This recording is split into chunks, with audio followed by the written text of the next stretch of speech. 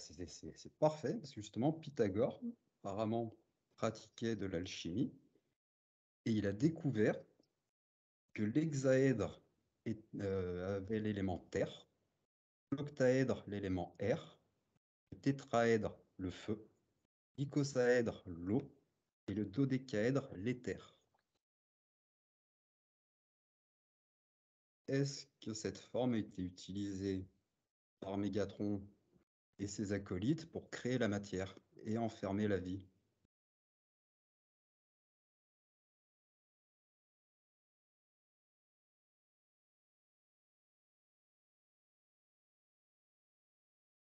Alors, ça me ramène pas forcément à Métatron, mais plutôt quelque chose qui suit Métatron.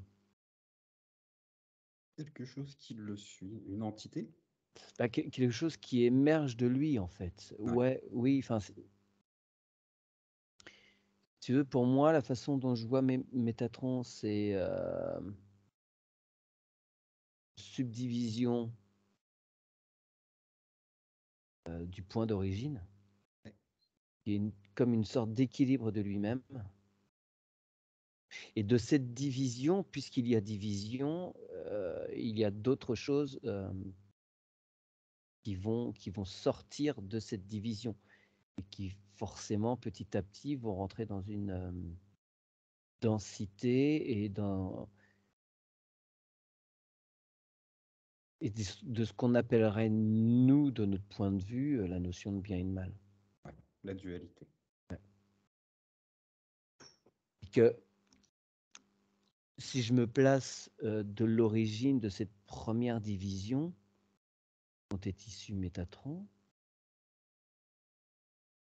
c'est un équilibre, mais il y a toutes ces notions de bien et de mal, c'est nous qui les mettons. Il n'y a Oui, pas oui, oui. côté de il n'y a pas de péjoratif et de Non, lumineux d'un côté. voilà, sans le bien, le mal n'existe pas, et inversement. Voilà, c'est ça, ouais. C'est un équilibre. Donc, là, le cube de Métatron est l'équilibre nécessaire au fruit de vie. Ouais. Et bon, justement, il y avait un professeur, le professeur Robert Moon, qui travaillait à l'université de Chicago, qui a réussi à mettre en relation tout le tableau périodique et les solides de Platon.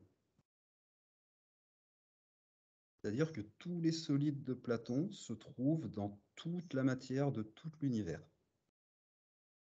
Monsieur a réussi à mettre en liaison justement le tableau, chaque élément du tableau périodique avec les solides. Est-ce que tu as des infos là-dessus?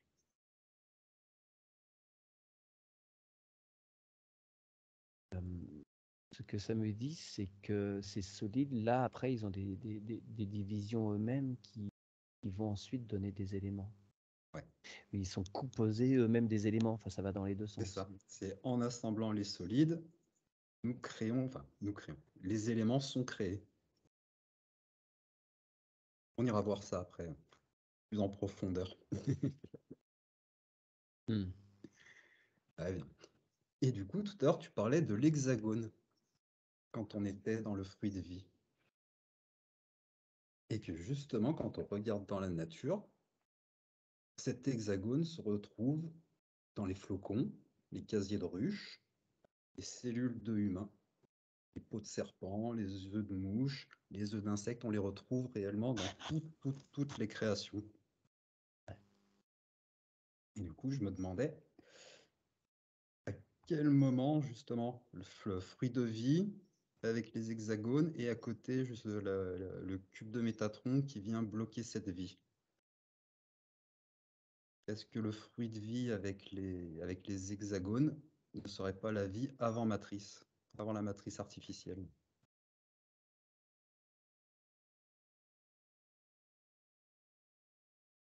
Alors, ce que j'ai vu, c'est ce fruit de vie. Il y a le cube qui se place autour, et en fait, c'est comme si cet hexagone était propulsé et passé à travers. Donc l'hexagone n'est pas arrêté par le cube. C'est ça. Ouais. Je le vois le traverser. Du coup, on pourrait prendre l'hexagone comme l'énergie de vie qui s'informe à travers l'ensemble fruit de vie et Ouais. cube de Métatron. Ouais. L'impulsion primordiale qui passe la dualité, entre guillemets. C'est ça, ouais. Ouais, il y a quelque chose de particulièrement divin, je mets des guillemets. Ouais.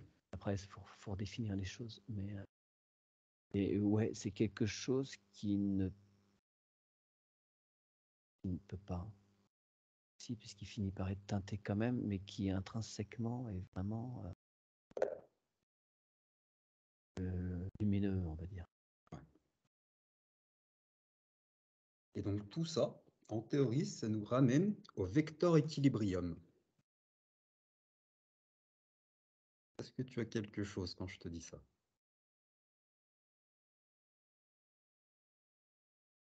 Vecteur d'équilibre. Alors, ouais, ça me renvoie, tu sais, quand tu regardes un coquillage et le principe du nombre d'or. Avec le phi.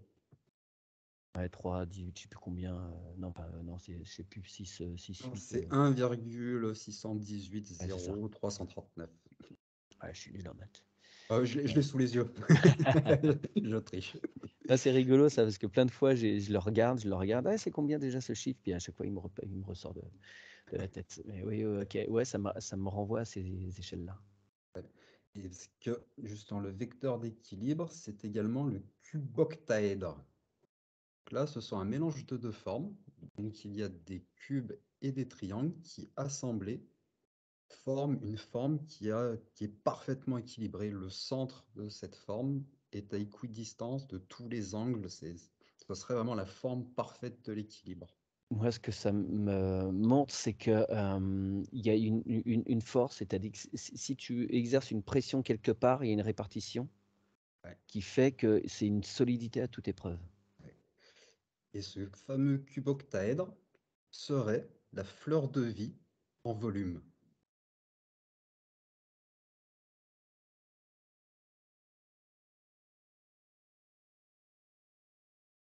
Ouais, ça vibre. Et donc, cette fleur de vie en volume, comme tu dis, serait l'équilibre parfait. Ouais, c'est un truc. C'est un truc qui est inébranlable, inécrasable. Et, alors, tu fais des matériaux avec cette structure-là à la base, ne bougera pas, quoi. Est-ce qu'on le retrouve dans la matière, cette structure-là? Alors, moi, je vois de la lave qui se cristallise là. Je pense que dans la composition de certains minéraux,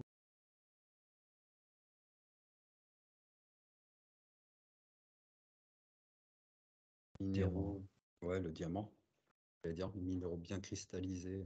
ouais. Des choses très, très, très anciennes, parce qu'après, ça a été nourri d'autres molécules qui ont fait que, j'ai pas retenu le nom, mais du coup, ça a perdu de sa qualité, de sa solidité, de sa pureté, Ouais. après. C'est au moment de la création de la matrice que ça a été perverti?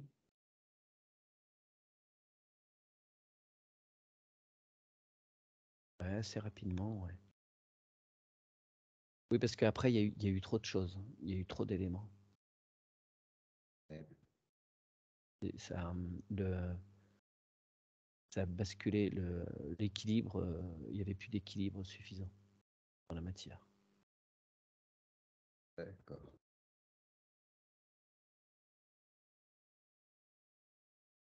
Maintenant, j'aimerais qu'on aille voir au niveau subatomique de tout ça. S'il y a Garrett Lissy, qui est un physicien, qui a fait une étude sur la physique des particules et qui a découvert ce que l'on appelle le E8. Est-ce que quand je dis E8, il y a quelque chose qui arrive? J'ai plein d'étincelles. Plein d'étincelles qui fusent dans tous les sens. Ce serait une forme sphérique faite en 200 dimensions. Ah, j'ai été voir d'où venaient ces. Tu dis quoi? Ces étincelles. Ouais. Et j'ai. Ça m'apparaît comme une fleur. Tu vois le centre de la fleur avec toutes les étamines, Ouais, un peu comme un tournesol. ouais. Et au cœur du tournesol, ouais, il y a ça. Il y a que ça. Et Et, et ça irradie. est-ce que tu peux regarder vraiment du niveau des électrons, protons et neutrons? Justement, le E8 est un zoom au maximum de ce que l'humain sait Faire faire. encore pour l'instant. Voilà. Ouais. Et ça lui permet de voir la structure des particules, et vraiment en voyant les électrons, les protons et les neutrons. Et lorsque l'on arrive à faire ça, justement, on retrouve absolument toute la géométrie sacrée Ben ouais, c'est ce que j'allais dire. Ouais. dans la structure des protons, neutrons et compagnie. Regarde ça, effectivement. Alors, on les symbolise, nous, par des ronds, effectivement, pour des raisons. Sans doute pour simplifier les choses, la compréhension. Et il y a des faces, ouais. Voilà. Sur les zooms, on s'aperçoit justement que les électrons, les protons et les neutrons ressemblent plus aux solides de Platon, qui viennent s'assembler pour créer les éléments, et qui eux-mêmes sont mis en place en forme géométrique selon les matériaux. Ouais, je vois toutes ces formes qui s'imbriquent, qui essayent de rentrer les unes dans les autres, et il ne faut pas qu'il y ait de trous à l'intérieur, sinon ça ne fonctionne pas. Il y a des assemblages, ouais, qui paraissent logiques pour que ça tienne. En remontant en parallèle justement les découvertes de Pythagore, comme quoi l'hexagone était la terre, l'air, le feu, l'eau et l'éther, c'est ce qui permet l'alchimie. Ouais, bien sûr. Bien sûr, tout est composé d'un mélange dans différentes proportions. Ce qui fait que les choses sont teintées différemment, sinon tout se ressemblerait. Eh oui. Il faut quand même un équilibre là-dedans pour que ça tienne. Ça s'effondre. Et du coup, les petites étincelles que tu voyais, ce sont justement ces électrons, ces protons et ces neutrons qui interagissent ensemble. Ouais, et qui crée en fait un champ électrique, électromagnétique. Enfin, ça génère de l'énergie en fait. Et cette énergie est, comment dire, polarisée de par l'onde de forme de la structure qu'ils ont.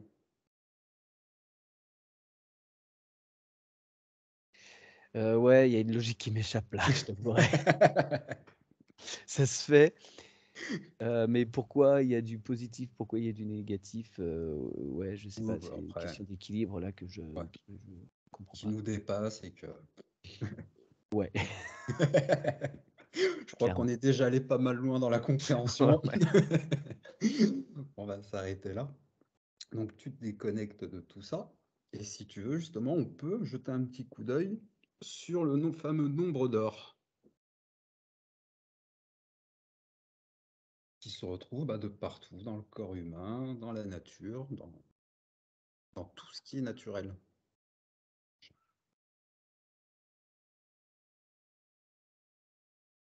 Ça s'appelle Phi. Et j'ai remarqué quelque chose qui est que la suite de Fibonacci permet de calculer le nombre d'or. Mmh. Ouais. Alors c'est une mesure qui est complexe pour nous parce qu'il y a plein de décimales, ça n'en finit plus, mais justement c'est ça le truc. Et que ailleurs, partout, sur d'autres plans, en fait, c'est une unité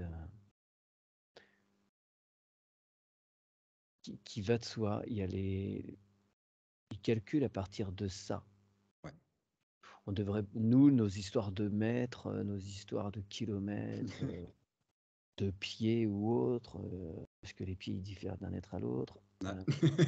Les pouces. Voilà, les empans, les brefs. Ça rend les choses très aléatoires pour eux. Ouais. Mais c'est ce Ça que j'ai repose cru. sur rien, quoi. Ça repose sur le cerveau humain, mais pas sur une logique naturelle. Ouais. Oui, parce que dans la logique naturelle, on utilise phi et pi. Et les deux seules mesures universelles. C'est ça.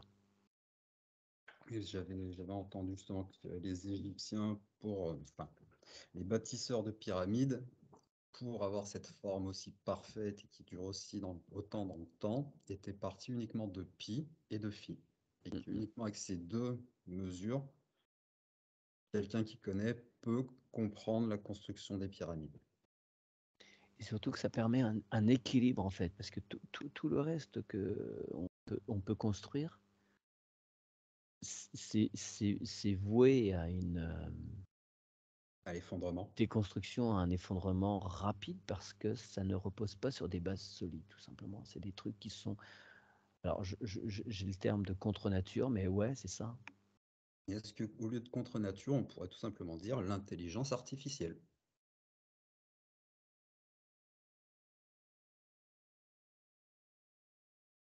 Qui n'est pas forcément Alors, une intelligence, comment dire, informatique, mais qui peut... non, bien sûr. L'intelligence humaine est pour moi une intelligence artificielle. C'est ça, c'est ce que j'allais dire, c'est que il faudrait redéfinir les trucs parce que moi je vois quand même que ça passe par le filtre de notre mental, tac, tac, Ouais, tac. Et effectivement, il faudrait redéfinir d'où viennent les choses et comment ça nous infuse, et comment ça se joue de nous. On pourrait dire voilà. comment ça nous imprègne Ouais, et jusqu'à quel point ce que l'on décide et ce que l'on met en place appartient à notre être. c'est ça. Justement, là, phi et pi se retrouvent partout dans la nature. Pour moi, il y a de l'intelligence organique, Ouais. alors que les centimètres, les mètres, ne se trouvent que dans la culture et la création des êtres humains. La ligne droite n'existe pas là dans la nature. Voilà. Et effectivement, ouais, ce serait très intéressant de savoir, enfin d'aller voir à l'occasion, à quel moment on a arrêté d'utiliser une. Quand est-ce que l'être humain a arrêté d'utiliser ça et pourquoi et à quel moment il y a eu une bascule et que du coup on est arrivé à d'autres systèmes qui Bah, sont d'ailleurs, devenus. je me rends compte que j'avais oublié quelque chose par rapport au cube de Métatron, Ouais. qui justement, on était sur le fruit de vie, le cube de Métatron qui emprisonne le fruit de vie. Est-ce que le cube de Métatron ne serait pas le fruit du savoir, de la connaissance, le fameux fruit défendu qui aurait été mangé? Alors ouais, ouais, tout ça, oui, voilà, et pof, et puis il y a l'arbre, et puis il y a le serpent, bref. Mais ouais, mais en fait, là, pour les gens qui regardent, en fait, juste signaler que tout ça, en fait, il y a pas de, il y a pas d'ombre là-dedans. Oui, oui, oui, c'est sans dualité. Il faut l'un C'est pour que ça. l'autre existe. Voilà, ça Et permet au bout d'un moment de revenir au centre. Mais oui, oui, oui. oui, Pour répondre à tes là, parce... questions, oui, oui, oui, c'est ça. ça. Oui, parce que de toute façon, pour sortir de la dualité, il faut comprendre que nous sommes chacun, que nous avons en nous le bien et le mal. Et il ne faut ni rejeter l'un ni l'autre, Ça. mais les accepter les deux, car nous sommes les deux. Être. Alors, au risque de froisser des gens un peu, voilà, je prends le risque. C'est que être trop bisounours, ça veut dire que de l'autre côté, il y a des gens qui sont trop, Trop méchant pour trop méchants, équilibrer trop affreux. Voilà, ça équilibre. Voilà, c'est ça. Donc, faut juste se mettre au centre pour dépasser ce principe de UL. et accepter ses parts d'ombre et ses parts de lumière. Voilà, bon, tout ça, on est d'accord, c'est facile à dire. C'est du travail sur soi. Très bien. Et du coup, bon, pour en revenir à Phi, oui, qui peut être atteint avec la suite de Fibonacci, en fait, en divisant le chiffre par le chiffre d'avant. La suite, c'est 1, 2, 3, 5, 8, 13. Et en fait, si on fait 1 divisé par 1, on a un ratio de 1. Après, 2 divisé par 1, on a 2. Après, on passe à 3 divisé par 2, on arrive à 1,5. 5 divisé par 3, 1,6666. 8 divisé par 5, 1,6, et ainsi de suite. Et plus on augmente, plus on se rapproche du nombre d'or. Et quand on arrive à 34 divisé par 1, on arrive à 1,619048.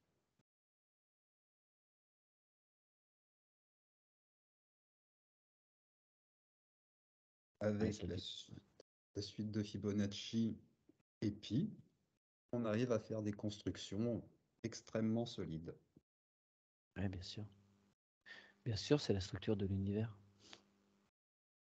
L'univers tient la route. Hein, c'est que c'est bien foutu. Ouais. Si je te dis que phi est l'énergie de la source, voire la source,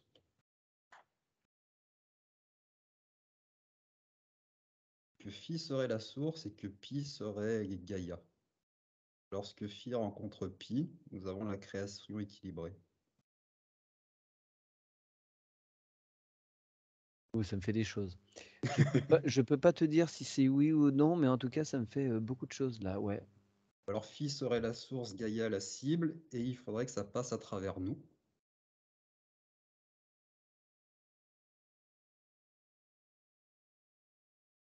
Mais ouais, il y a comme un... En fait, le fait que nous, on prenne conscience de ça, ça en fait une vérité.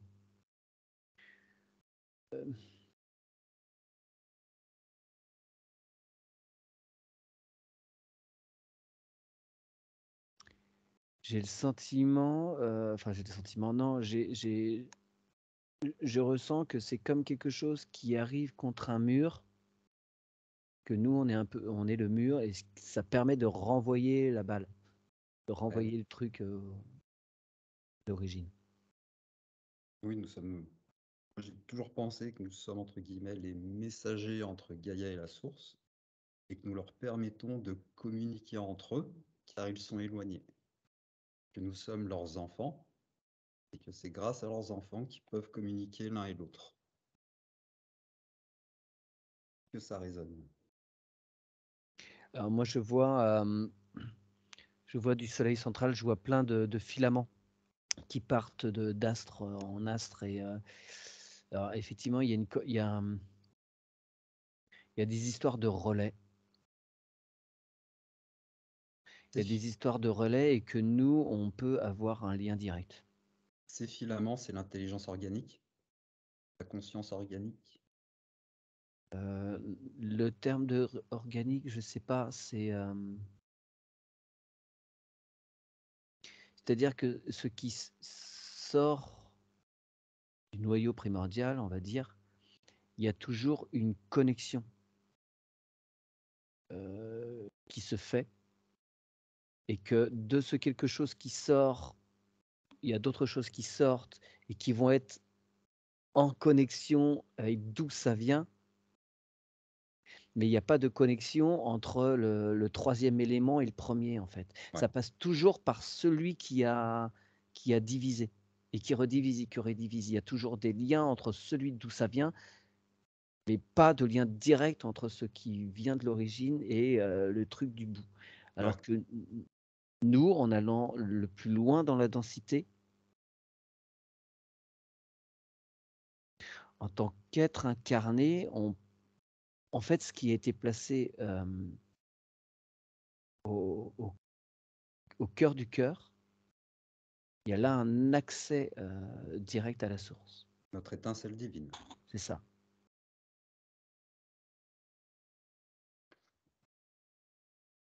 Alors je vois qu'il y a d'autres êtres dans l'univers qui ont ça aussi. Des liens directs.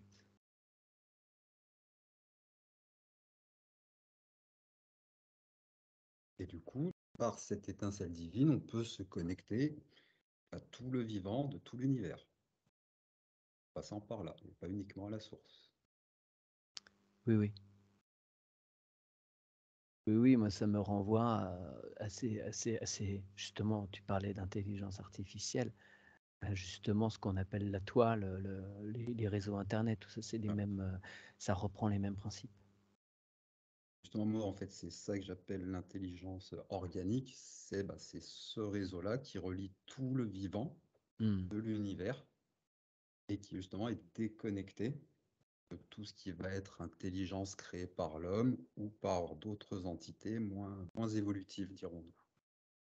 Mais c'est deux réseaux parallèles. Ouais. Ah oui, c'est même deux réseaux qui s'affrontent, je dirais. Oui, oui, oui. On Ouais, a la vie contre le néant. ouais. Très bien. Bah ouais, et puis à chaque fois qu'il y en a un qui grandit, bah, l'autre grandit en face, et Voilà. ainsi de suite.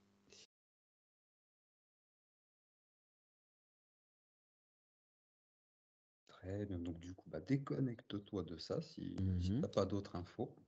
Et pour terminer, j'aimerais que tu regardes le chiffre 7,23.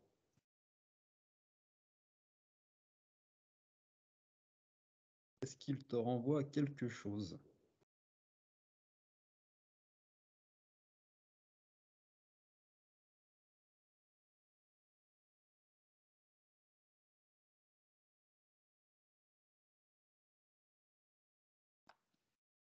Il semblerait que ce soit un chiffre qui soit très très très présent dans l'univers également. Ça me renvoie à la Lune, moi. Euh, Ça me renvoie à un croissant de lune, et puis ça me met en relief aussi la partie qui est dans l'ombre.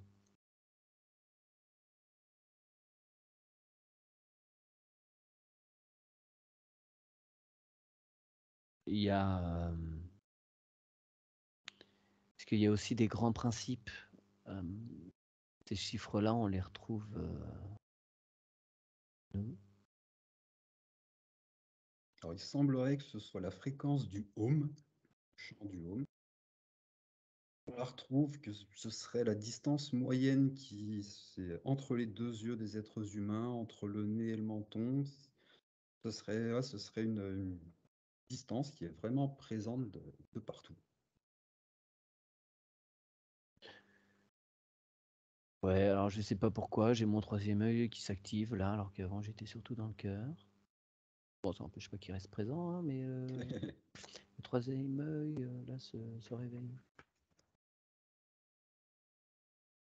Ah oui, t'as parlé d'œil aussi là tout à l'heure.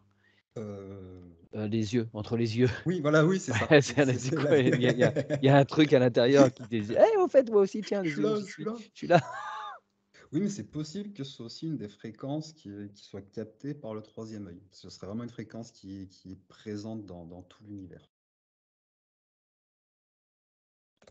Ouais, alors effectivement, ouais, ça semble bien coller, ça, cette histoire de home, de fréquence du troisième œil aussi, là. Ça a l'air de réveiller ça. Ce serait, enfin, de ce que je crois comprendre, c'est que c'est vraiment ouais, la fréquence la mieux adaptée à l'échange d'informations dans l'espace et l'univers. Ok. Que grâce à ça, enfin, toutes les ondes sur cette fréquence-là arrivent à être captées et envoyées en sécurité. 7,23, tu disais, c'est ça? Ouais, 7,23.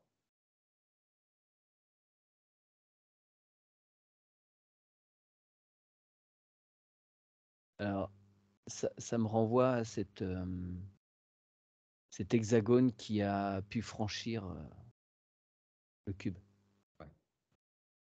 Mais voilà, ce serait une fréquence, donc ça n'étonnerait pas que ce soit la fréquence de la vie, Hmm. qui du coup serait conférée à cet hexagone.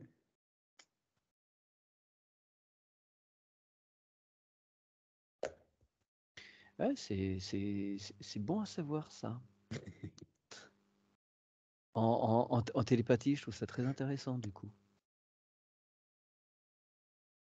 Hmm. Communiquer, c'est en sécurité. Ouais.